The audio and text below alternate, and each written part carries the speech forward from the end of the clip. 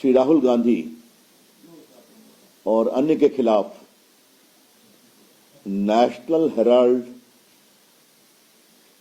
के भ्रष्टाचार और मनी लॉन्ड्रिंग के केस में एक नए एफआईआर को लेकर कांग्रेस पार्टी ने बहुत तीखी प्रतिक्रिया दी है कि सब कुछ झूठ है और फंसाने के लिए किया जा रहा है।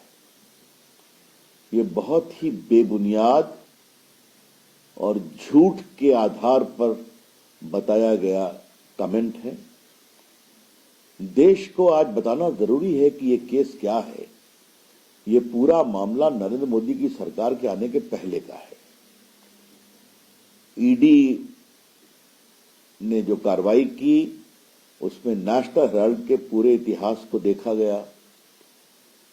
आपको मालूम है कि इस पर एक केस प्राइवेट कंप्लेंट हुआ था। बंद होने के बाद 90 करोड़ का लोन था उनके ऊपर। तो ये लोन कांग्रेस पार्टी के द्वारा दिया गया था। तो जो एसोसिएट जर्नल थे, जो चलाते थे इस कंपनी को, जो नेशनल हेराल्ड पब्लिश करती थी, उसको एक नई कंपनी बनाकर करके यंग इंडिया लिमिटेड के माध्यम से संभवतः उसकी पूरी शेयर को खरीद दिया गया। कितने में? 50 लाख में। तो 90 करोड़ रुपए का लोन बाद में माफ कर दिया गया। तो 50 लाख रुपए में पूरे एसोसिएट जर्नल के शेयर जो हैं वो इस नई कंपनी के पास आ गए, जिसमें सोनिया जी और राहुल गांधी के 76% शेयर थे, मेजॉरिटी शेयर, और बाकी माइनर कुछ थे स्वर्गीय ऑस्कर फर्नांडिस वगैरह के पास। इसका फायदा क्या हुआ उनको? लाभ क्या हुआ कि नेशनल हेराल्ड की जितनी बड़ी बड़ी संपत्तियां हैं जो सरकार के द्वारा जमीन पर बनाई गई हैं, जहां से सैकड़ों करोड़ किराया मिलता है, दिल्ली में बहादुर शाह जफर मार्ग पर, मुंबई में, लखनऊ में, भोपाल में, चंडीगढ़ में, पटना में, ये सभी जमीनें कांग्रेस सरकार ने दी थी, सरकारी जमीन सस्ते भाव पर। उस पर बड़ी बड़ी बिल्डिंग बन गई। लेकिन ये जो नई कंपनी लिया जिसमें सोनिया जी और राहुल गांधी का 76% था, वो सारी संपत्ति के भी मालिक बन बैठे, जो हजारों करोड़ की है। तो सिर्फ 90 करोड़ के लोन पर 50 लाख रुपया देकर पूरे एसोसिएट जर्नल को की शेयर होल्डिंग को अपने नई कंपनी में डाल देना और उसके माध्यम से पूरे देश में जितने भी बिल्डिंग्स थी वो सबके भी मालिकाना हक प्राप्त कर लिया। जब कंप्लेंट फाइल हुआ तो ये लोग गए थे क्वॉशिंग के लिए। दिल्ली हाई कोर्ट ने नहीं माना, आप ट्रायल फेस करिए। सुप्रीम कोर्ट ने कहा आप ट्रायल फेस करिए। उसके बाद इनकम टैक्स ने इनके उस आवेदन को भी रिजेक्ट कर दिया कि हम चैरिटेबल ट्रस्ट हैं। कहा आपने कोई चैरिटी नहीं किया है, ये सीधा संपत्ति हड़पो अभियान है।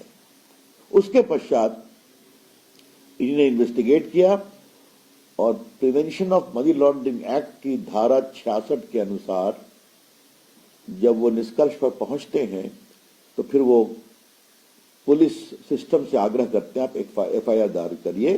जो एफआईआर दायर हुई है दिल्ली पुलिस के क्राइम ब्रांच के द्वारा। तो यही तो कार्रवाई है।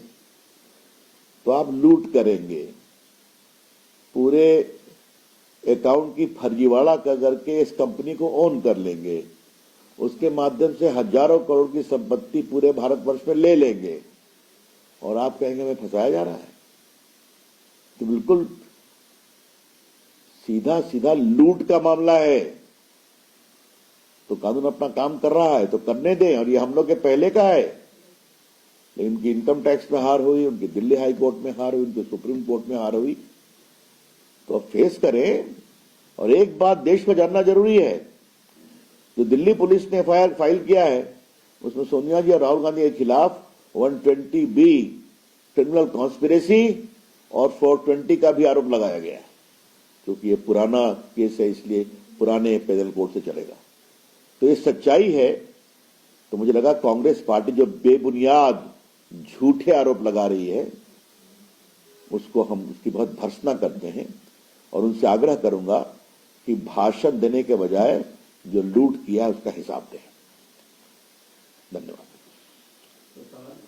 ले लीजिए।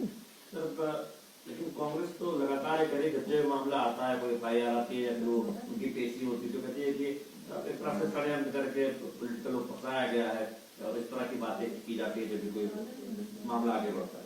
इसलिए मैं विस्तार से बताया ना कि ये नरेंद्र मोदी सरकार के आने के पहले का मामला 2008 से चल रहा है, जब उसका पब्लिकेशन बंद हो गया था। और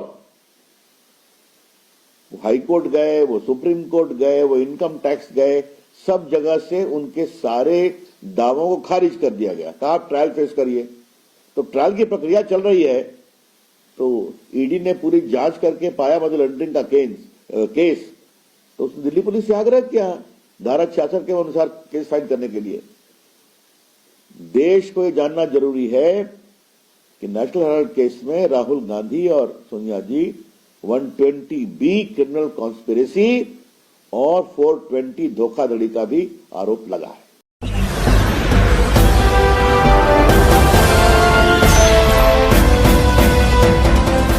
आप देख रहे हैं लाइव न्यूज 99, राष्ट्र सबसे पहले।